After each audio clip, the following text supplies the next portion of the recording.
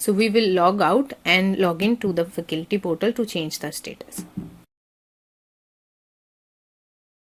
So after logging into this, faculty has to search for student form list, and they will see the entire list over here. So this was the previous applications that has been submitted to test this application. So this was the current application which has been, we have just submitted through the form by a student@gmail.com.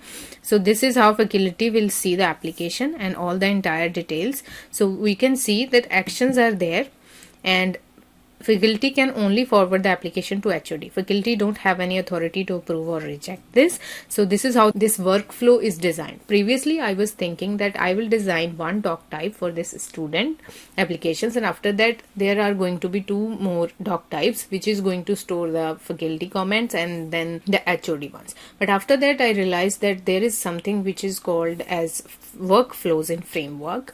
So how that can be designed, I will probably make another video onto which I'll teach you how you can make those workflows in Frappe itself. So for now, for this particular video, we are going to stick around only this demonstration of this application that has been developed. So now we have to send this application, so we'll click on forward to HOD. Now faculty can't do further actions because this application is now has been submitted to HOD. So further actions will be available to HOD only. You can also see the status has been updated here also and here also, forwarded to HOD.